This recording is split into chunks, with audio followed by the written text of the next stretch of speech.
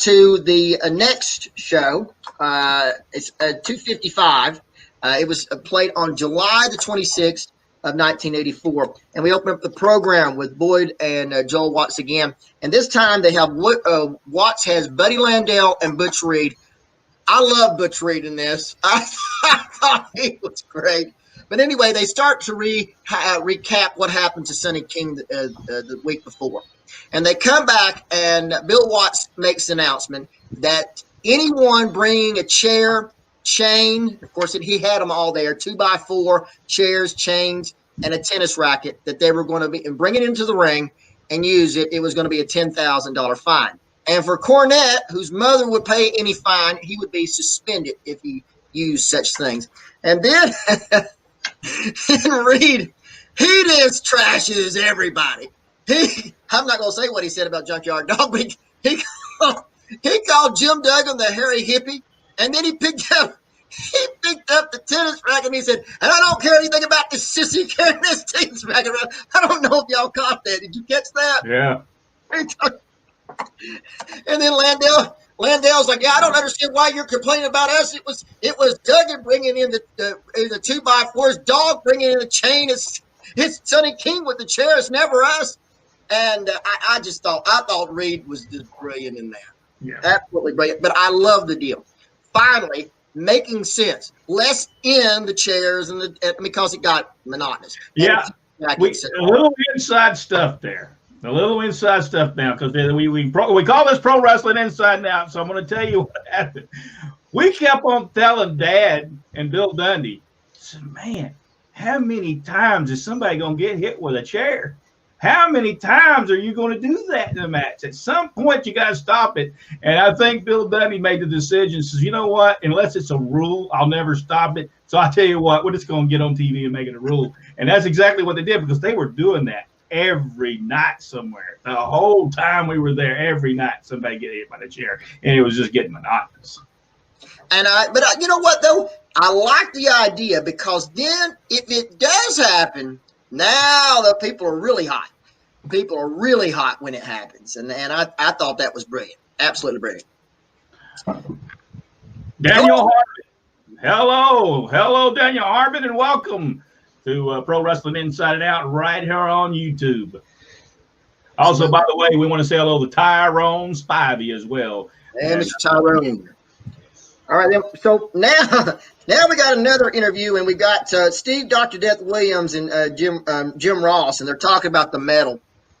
And he says, Steve Williams tells, and of course Jim Ross tells him, hey, you're not the Mid-South Television Champion. You shouldn't have the medal. Of course, Jim Ross was okay while he stole it from Crusher Khrushchev, but now it's Terry Taylor. He's not so happy about it. I wonder why.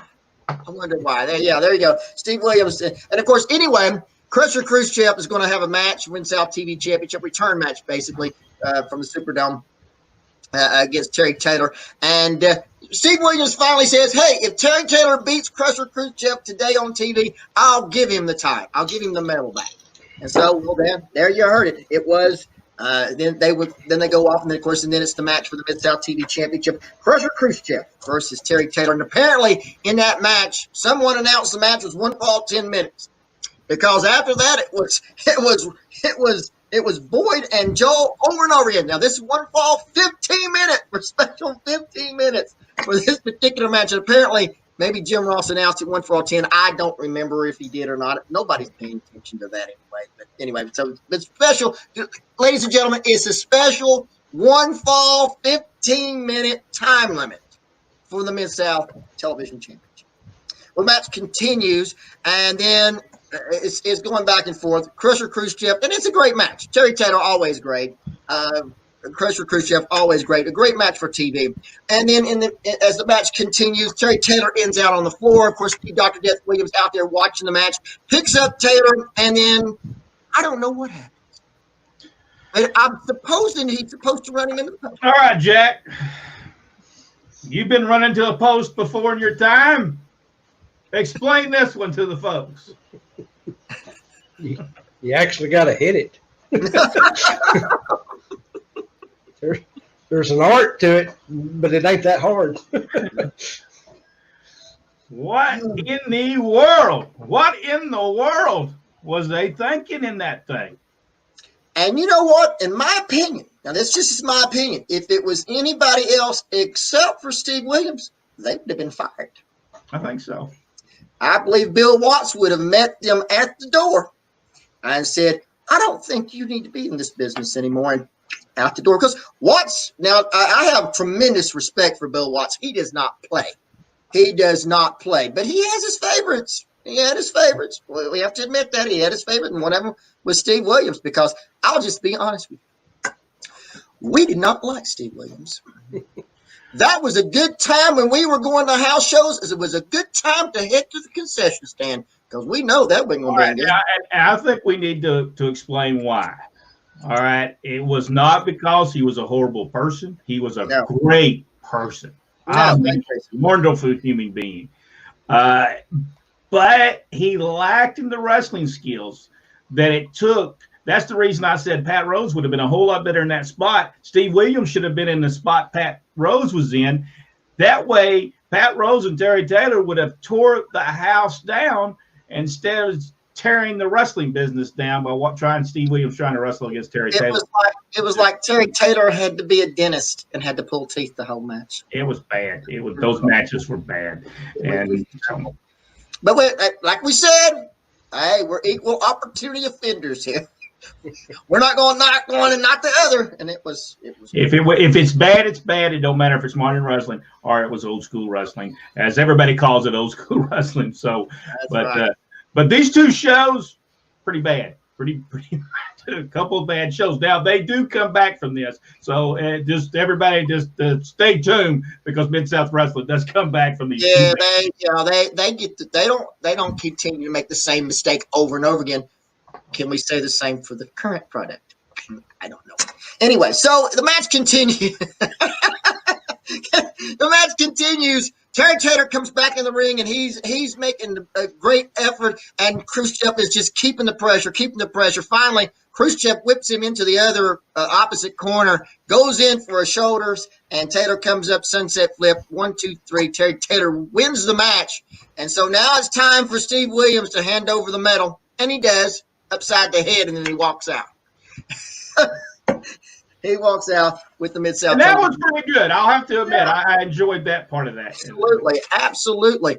And then they come back, and now it's Boyd and Joel trying to explain. Now, we just had a rule that if anybody brought this, and this into the ring, they'd be fined of $10,000. But you know what? They didn't include medals in the rules, so we're not going to fine him $10,000 for hitting him with the medal. But you would have thought, hey, look, we're going to get you. You need to hand the medal. Well, now, as you know, they should have really went and fined him. And he said, "Now wait a minute," and he should have went back in time and said, "Listen, you said so and so and so. You didn't say nothing about hitting somebody with a medal." Yeah. They should have really built it up the heat a little bit. It was Mid-South equipment. Coming up with the next match is the Midnight Express against Mike Jackson and Josh Stroud. And Hercules Hernandez was out there with Cornette. In that match, they finally let the cat out of the bag after a month. Rock and Roll Express loses a loser leave Mid-South match in Hammond, Louisiana. And that happened on July the 7th. That's nearly a month ago that this happened. And, of course, they're going to be gone, he says, and Joel says, for 90 days. And anybody that – we can see that they're gone. I mean, anybody could see that they were gone. But I think it was a terrible mistake for not recording that match, not having it to be shown, not having any interviews, just sort of that. They just disappear. Maybe the next time we get Bill Dunny on, we can ask. Maybe if they talked about the Rock and Roll Express when they was trying to push the PYT and Fantastic, maybe it would distract from them. I don't know, but it would just seem to be, being that they were coming back, it would just seem more appropriate to let people know that what happened to them. And it was a tremendous match. Yeah, and Cornette and the Midnight just pulled out all the stops. Cornette had a rope. They tied around Ricky Morton's leg, and Cornette was out pulling the rope. I mean, it was one of those, railroad jobs. Right there in Hammond, Louisiana. And think about it, Jack Curtis, who was doing the event coordinating, was the promoter there. He said, I didn't even know this match was happening. I didn't know this was going on. And it was a cage match Loser leave Mid-South. And, of course, like I said, in that match, it was that's when they finally divulged what happened to the Rock and Roll Express. Anyway, Bobby and Dennis on top of their game. I don't know if there's a better team. I mean, it was like poetry in motion, even though the difficulties with Mr. Stroud. I mean, it was poetry in motion.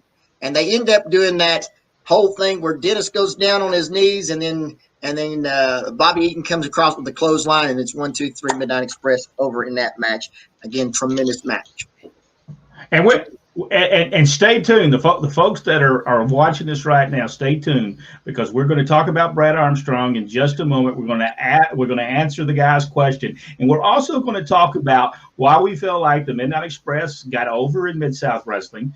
We're also going to talk about the Junkyard Dog. We're going to talk about the Hacksaw Jim Duggan, and we're going to talk a little bit about a little inside stuff about Mid-South Wrestling. Now, we're telling you right now about what happened within the matches on television, but stay with us because a lot of inside stuff is to come. All right. Sorry, Ronnie, go ahead. All right, so now we got Hercules Hernandez with Cornette and, of course, Rick McCord. Rick McCord always fantastic. And, of course, Cornette's out there complaining about him having his tennis racket. He doesn't understand why they would take his tennis racket away. It's a dinky tennis racket. Tennis rackets don't hurt anybody. Come on. And he said, my mother, we're going to get our lawyers down here. We're going to sue because they shouldn't be taken. I don't like stuff taken away from me. Cornette, just always great. Always fantastic. And then, of course, McCord. And then the match McCord against Hercules Hernandez. And in the end, it's the Shinnomaki that puts him out. And it's Hercules Hernandez over in that one. Tag match. Hans Schroeder teaming with Big Bob Owen. Or bad. Was it bad? He was big, I think. Or bad. Big or bad? Big and bad. Bob Owen against the Junkyard Dog and Jim Duggan in that one. And it seemed like Hans Schroeder decided, I'm going to work the whole match. I don't know. He did. I don't think he ever tagged in till the very end. And I could tell Dad was having some frustrations with him because he's like, tag! Get out there and tag. And he didn't until the very end. Okay, Jack, what did you think about that match? Well, I think that was a favor to give two old guys a paycheck. Yeah, it just it didn't click for me. And we will stay tuned, because we're going to talk a little bit about the Junkyard Dog and his goings and comings during that 1984 and what we thought, and even what was discussed. And it didn't. We'll talk about it here in just a second. Go ahead, Ronnie. All right, so in the end, it was the Junkyard Dog beating finally. Big Bob Owens finally makes his big appearance, only to be thumped by the Junkyard Dog, and it was over. 1, 2, 3, Junkyard Dog and Jim Duggan. Then we have a special of the same special again for the PYT. And, of course, then they come out and they wrestle PYT, Coco Ware, Norville Austin against Randy Barber and Pat Rose. And I don't know about you, I thought this match was fantastic. The people really behind the PYT. Coco finally winning with a big drop kick off the second rope. And just a tremendous match. Rose, again, just perfect. Absolutely perfect in that match. Then we come with... I just want to point out that Randy Barber was a heck of a wrestler in his time, too, man. Before we move on, we want to say hello to Robert Grice. Hello. Thank you so much for being a part. And also I want to talk to Mark Dodd. Hey, guys, first time here and excited for the show. I grew up in Georgia and was a big Brad and Mid-South Wrestling fan. And we were Squared Circle Channel. Hello, hey. Anyway, we end up with the Fantastics, another video on them. And then we have an interview with Boyd Pierce. But again, I really just wish he would have slapped Cornette. That would have made just that place would have been exploded. So anyway, Boyd is trying to ask Cornette if it's true that they're trying to sign a match for the Mid-South Tag Team Championship against the Midnight Express against Junkyard Dog and Jim Duggan for television next week. Of course, Cornette never answered the question. And then right at the end of the program, right as they go off, also next week right here on Mid-South Wrestling, the NWA World Heavyweight Champion Ric Flair. And then that's it. And it goes off. And